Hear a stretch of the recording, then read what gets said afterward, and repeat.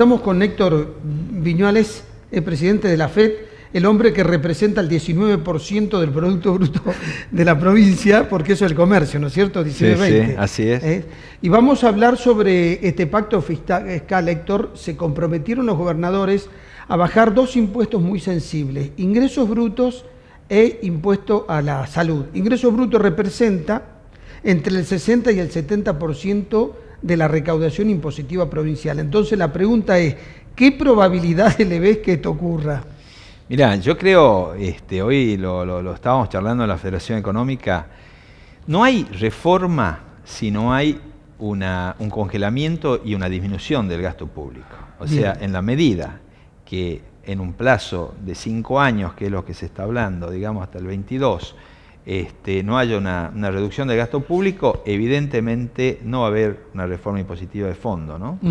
¿Qué es lo que nosotros creemos? Creemos que en realidad lo que se está buscando es una uniformidad dentro de lo que cuesta ingresos brutos a la actividad privada, porque encontrás ingresos brutos del 7% como del 1% según las actividades y algunas tasas al 0% según las provincias. Y tenés algo que distorsionaba totalmente el comercio y que Tucumán lo sufría, que es lo que se llamaba ingresos brutos de extraña jurisdicción. O sea, si comprabas un comerciante empresario de Tucumán, compra a alguien de afuera, acá se le tenía que hacer retenciones por no estar inscripto en Tucumán, como si fueran las aduanas internas, y estábamos llenos de aduanas, no solamente Tucumán, sino otras provincias. Entonces, ¿qué es lo que hacía el proveedor? Yo no podía no comprarle a ese proveedor porque lo necesito, entonces me decía, me cobras X porcentaje más, me encarecía el producto. Claro. Lo cual eso iba en detrimento de la economía de Tucumán, era más caro para los consumidores y de alguna manera era una de las partes que seguía sacándonos de mercado y por qué la gente viaja afuera a comprar mercadería, electrónicos, ropa, lo que sea, y no nos podemos sorprender porque, bueno, como eso... A ver, para que la gente entienda, Tucumán no es caro porque ustedes sean malvados, sino porque tiene una presión impositiva que si no la trasladan no hay actividad económica. Así es, así es. Ustedes estarían en la calle vendiendo... Así es, un sistema... Pero además acabas de plantear otro tema sensible, una inequidad impositiva. Así es, así es. Donde vos competís o donde vos estás en una actividad económica arriesgando tu capital, pagando más impuestos de alguien que está también ganando en la misma provincia que vos, en otra actividad, pero tiene una mejor posición. Tiene una mejor posición, y lo cual nos va sacando de competencia. No te olvides que, y claramente nosotros tenemos, a medida que nos alejamos del puerto de Buenos Aires, tenemos una falta de infraestructura y mayores costos de transporte, y de lo que uno quiera ver, siempre es más costoso acá. Y esto, ¿por qué te lo saco? Dentro de la reforma laboral, que es un punto para nosotros negro, en el año 2001, el Ministerio de Economía, que en ese momento estaba a caballo en el gobierno de la Rúa, entendió las asimetrías que hay entre la zona portuaria, digamos, o la ciudad de Buenos Aires y hasta Rosario, con relación al noroeste, noreste o el sur o la Patagonia. Entonces generó un decreto que es el 814, famoso decreto para los que tenemos actividad y que lo conocen solamente los que tienen actividad y pagan sueldos, donde dijo: aquellas personas, aquellas empresas en la plantilla salarial van a poder usar una parte de lo que pagan para pagar menos IVA. Esto ¿qué es lo que buscaba? Que la gente ponga empleados en libro y que la gente pague IVA, ¿no es cierto? Entonces, Tucumán, por ejemplo, el 7,81 de la plantilla salarial lo usa para crédito fiscal, en la medida que haya pagado las contribuciones. Salta el 10,15 o 10,20, Rosario el 2,15 o 2,50, para darte una idea.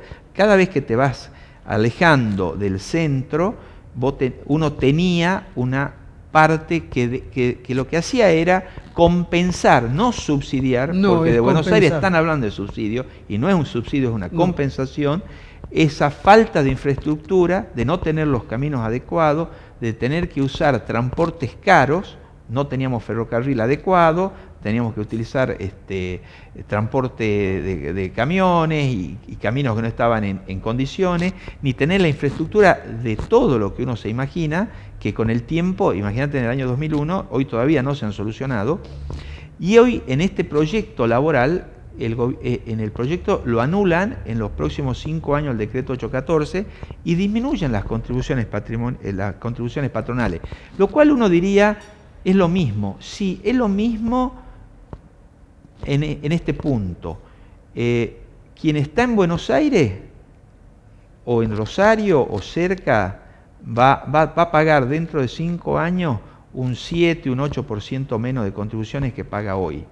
Y nosotros vamos a pagar lo mismo que pagan ellos, pero volvemos a tener las asimetrías que estaban en el 2001. Eso está en la reforma. Después la reforma laboral tiene muchas posiciones que realmente van a bajar el costo laboral, le va a dar seguridad jurídica a las empresas. Nosotros como punto negativo vemos ese del 814, pero sí vemos, digamos... Pero le ves virtudes a otra... Sí, le vemos ¿Esto virtudes. significa, vos estás en condiciones de adelantar que puede bajar todo lo que es el empleo en negro con estos cambios? No lo sé. Yo no creo, sabés que hay un blanqueo, blanqueo que podés blanquear a las personas que se den 3 escenarios, que lo tengas no registrado para nada, un empleado en negro. Sí.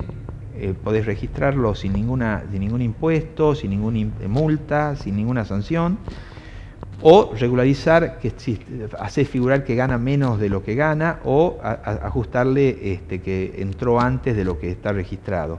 Pero todo eso va a funcionar en la medida de que la economía funcione. Si la economía no funciona, no va a haber más demanda de lo que yo entiendo que es el objeto de esta llamada reforma, ¿no es cierto? Bien, o sea que ves que tiene algunas virtudes y algunos puntos que ustedes creen que en realidad no los beneficia, sobre todo cuando uno desarrolla su actividad comercial en una región como la de Tucumán. Ahora la pregunta que te hago es, ¿ustedes observan que esto puede dinamizar más la economía, puede haber mayor actividad o son algunos cambios nomás que no van a tener mayor trascendencia? Yo en el tema laboral creo que hay temas puntuales que son buenos. Que son buenos y que pueden ayudar realmente en seguridad jurídica. Por ejemplo, todo lo que tiene que ver con las multas por razones que realmente eran nimias y sin embargo, suponte, tenías que pagar un 25% más de indemnización por el solo hecho de no haber entregado en un plazo un certificado final de trabajo. Claro. Cuando hoy no dice que no se lo dé, sino que lo va a dar la entidad que está capacitada para hacerlo, que es la Secretaría de Trabajo. Claro. O sea, directamente que lo retire por la Secretaría de Trabajo. O sea, hay una serie de artículos que han ido generando que una indemnización genere un monto que muchas veces han hecho tambalear y por ahí cerrar empresas pequeñas, ¿no? Sí. Entonces, hay ese tipo hoy a lo mejor vos podés encontrarte con situaciones como de una RT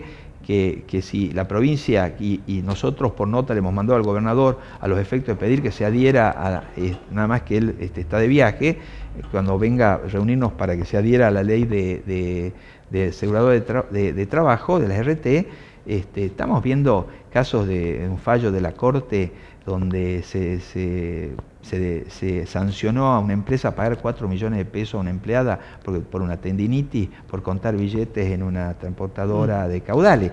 O sea, eso sale totalmente de los valores que dice la ley. Entonces, lo que hay que hacer es que la ley sea respetada y que no haya libre albedrío en la interpretación de nadie, sino que es lo que dice la ley. No haya ninguna posición abusiva de una edad. Eso es lo que esta reforma o llamada reforma es lo que yo veo puntualmente, ¿no? Héctor, en el tema de ingresos brutos, ¿qué le plantean ustedes como entidad económica al gobierno?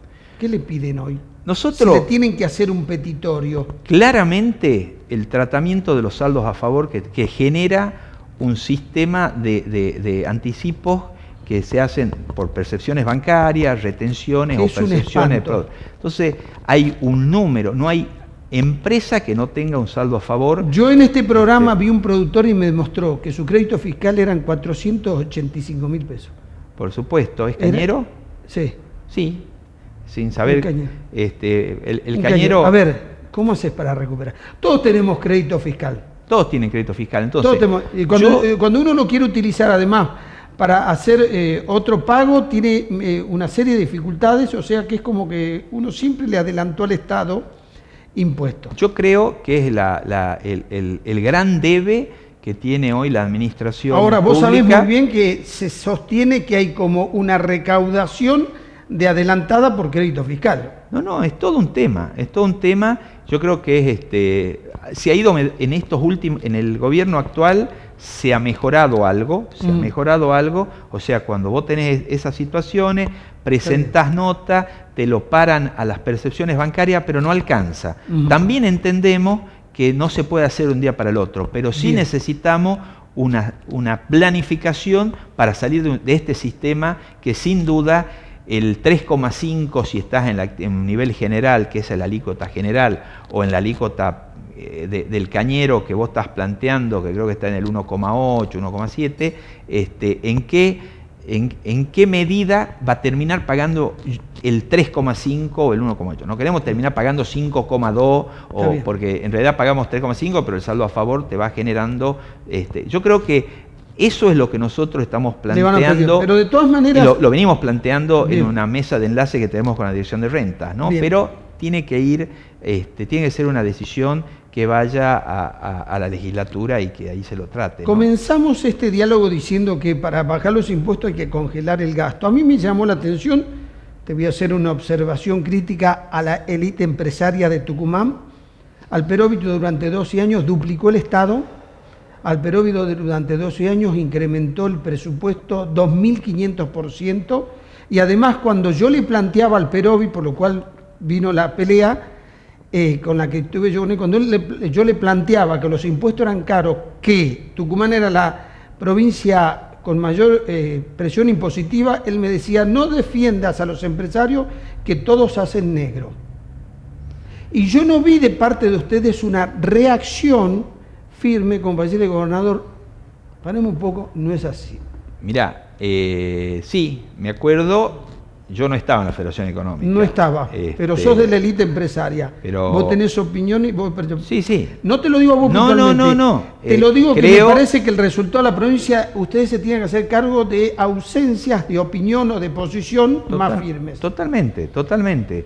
A ver, yo creo que, no voy a hablar de la provincia, sino de toda la Argentina, hubo una pérdida de institucionalidad.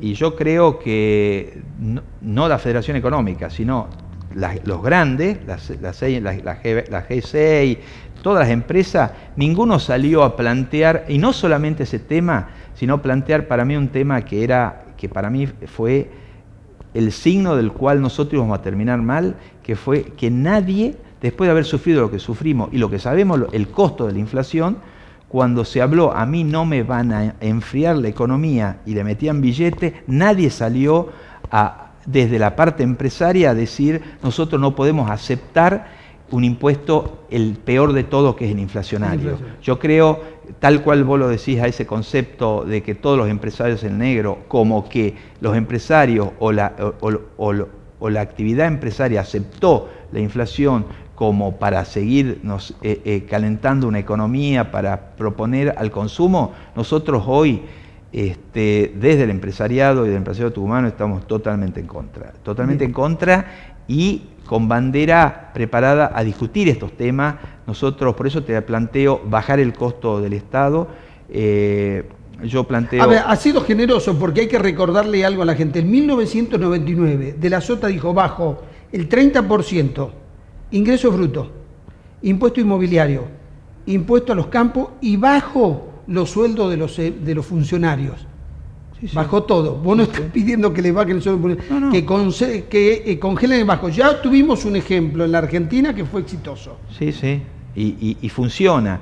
Y funcionó muy bien. El tema acá es generar un Estado que realmente pueda responder, porque siempre hay que decir, el Estado, cuando yo en una charla que estuve con economistas que me llamó mucho la atención, cómo Colombia, Perú, el mismo Chile, devaluaban la moneda, que en realidad ellos no le llaman devaluar, sino modificaban el tipo de cambio. Sí. Y después la revaluaban. En realidad era en función de sus necesidades, pero para hacer eso el Estado tiene que tener capacidad de reacción.